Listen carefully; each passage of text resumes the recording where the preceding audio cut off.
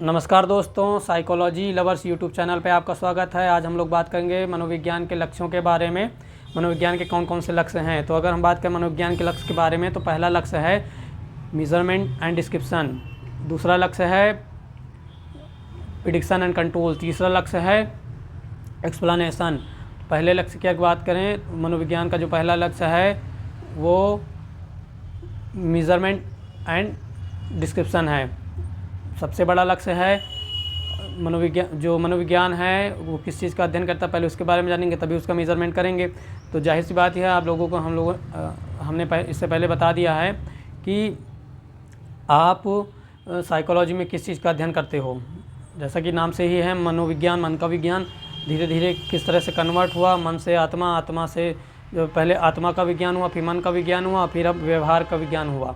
ठीक है, अब क्या हुआ, रिसेंटली क्या चल रहा है, कॉग्निटिव जो प्रोसेसेस हैं, मेंटल प्रोसेस हैं, वो इंक्लूड कर दिया गया है। तो अगर हम एक्सप्लेन करना चाहें मनोविज्ञान को, तो मनोविज्ञान क्या है। मनोविज्ञान एक ऐसा विज्ञान है जिसके अंतर्गत प्राणी के व्यवहार और उसकी मानसिक प्रक्रियाओं यानी कि संज्ञानात्मक प्रक्रियाओं का अध्ययन एक साइंटिफिक तरीके से किया जाता है, वैज्ञानिक तरीके से किया जाता है।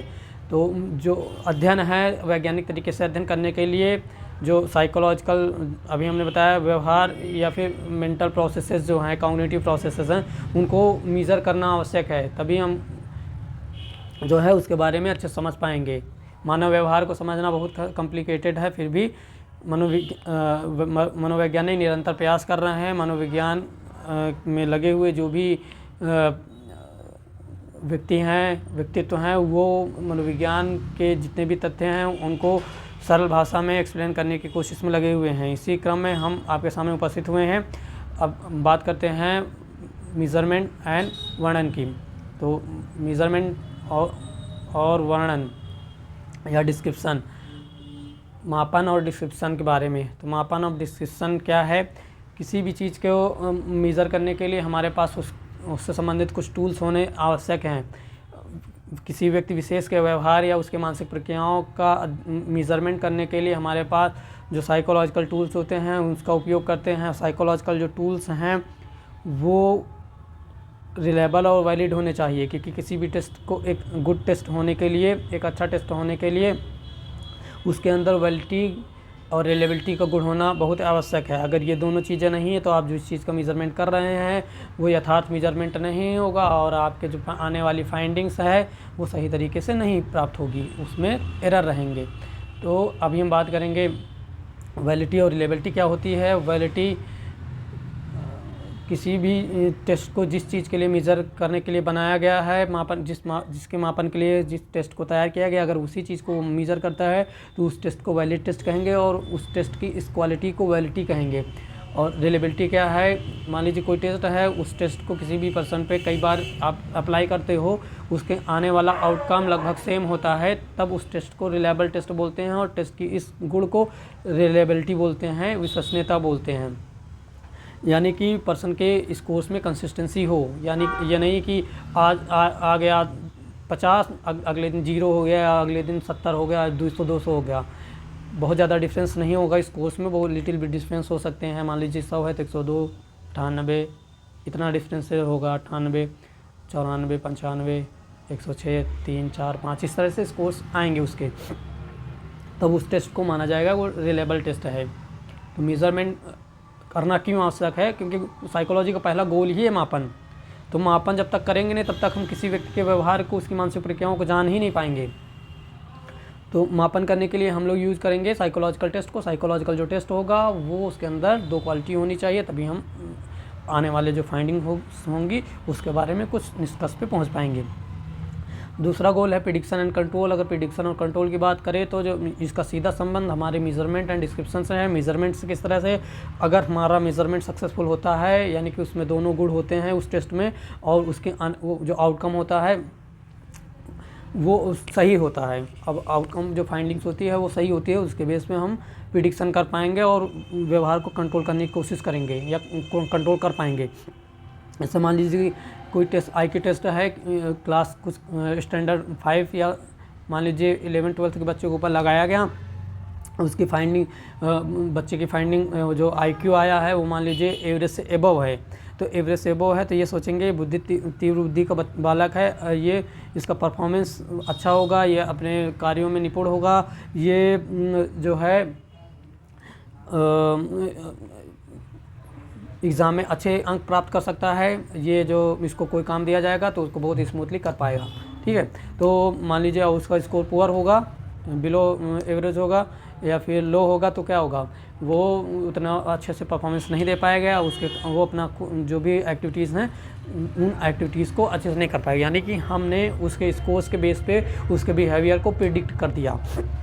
रही बात कंट्रोल की, अगर कंट्रोल की बात करें तो इसका भी सीधा संबंध हमारे मेजरमेंट से ही है। मान लीजिए कोई व्यक्ति है बहुत ज़्यादा स्ट्रेस में रहता है, या फिर स्ट्रेस नहीं है, अभी स्ट्रेस हमने उसके ऊपर लगाया और उसके स्कोर्स के बेस पे हमें पता चला कि इस व्यक्ति में स्ट्रेस बहुत ज़्यादा है।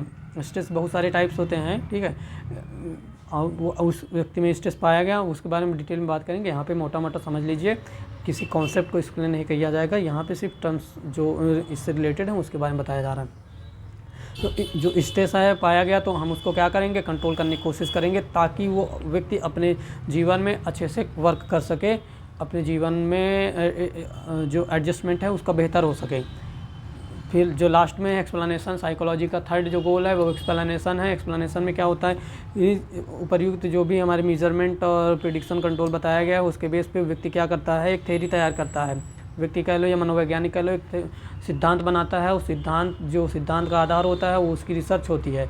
उस रिसर्च के आधार पे वो क्या करता है, या वो जो मेजरमेंट कर रखा होता है उसके बेस पे कुछ फैक्ट तैयार करता है, उस फैक्ट बेस पे एक्सप्लेनेशन देने की कोशिश करता है, ताकि वैज्ञानिक तरीके से एक व्याख्या की जा सके कि किसी व्यक्ति विशेष के जो मानसिक प्रक्रिया है या उसका व्यवहार है उसको जो है वैज्ञानिक ढंग से एक्सप्लेन किया जा सके, ताकि उसमें उसके बारे में एक अच्छा जो अंडरस्टैंडिंग है वो डेवलप हो सके।